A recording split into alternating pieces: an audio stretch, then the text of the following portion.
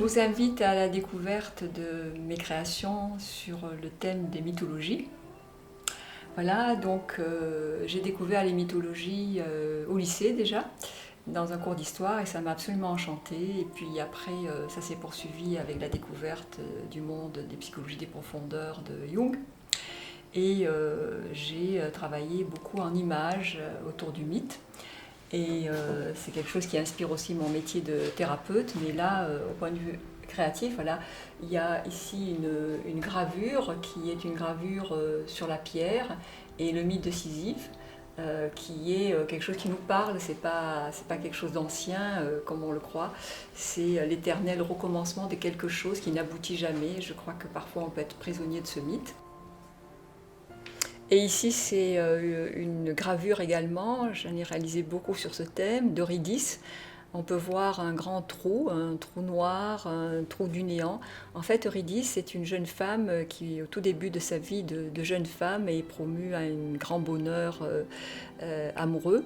Elle va se marier et elle est prise il y a un accident, elle est prise dans le grand trou de la mort. Et je crois que ça aussi, c'est quelque chose qui peut parler d'un changement brutal dans la destinée. On peut être identifié à ce mythe-là. J'ai aussi illustré le mythe d'Icare, dont je vais vous parler maintenant. Ici, vous avez donc plusieurs petites facettes qui sont des mouvements, l'envol d'Icare, le voyage d'Icare. Icare, c'est celui qui a quitté la Terre pour aller vers la lumière solaire, avec des ailes qui couraient le danger de se détacher. Et il s'est trop approché de la lumière, et donc les ailes se sont décollées et il est tombé à terre. C'est un mythe qui est aussi illustré par Bruegel dans La chute d'Icare.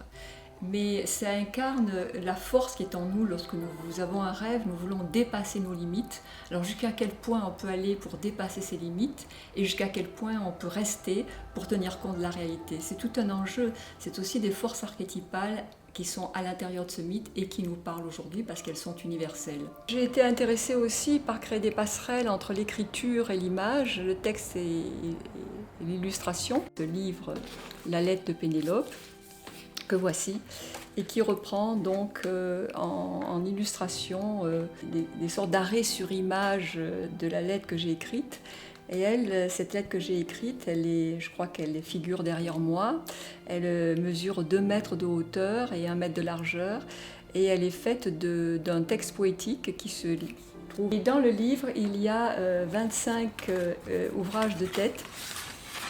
Et dans les 25 ouvrages de tête, il y a chaque fois une œuvre originale, faite d'une façon tout à fait artisanale et unique. Et c'est les 3 mots-clés, puisque dans un lien, il y a 2 personnes, et il y a un lien qui fait l'union, le trait d'union entre ces 2 personnes, et là, c'est cette lettre, donc ce sont ces mots. Vous avez aimé cette présentation, et le thème des mythes et celui des archétypes, au féminin comme au masculin d'ailleurs, vous intéresse. Vous pouvez consulter ma page Facebook à Viviane Cangeloni ou encore m'envoyer un mail à viviane.cangeloni@skynet.be et je vous répondrai bien volontiers en ce qui concerne mes activités. Au revoir et à bientôt.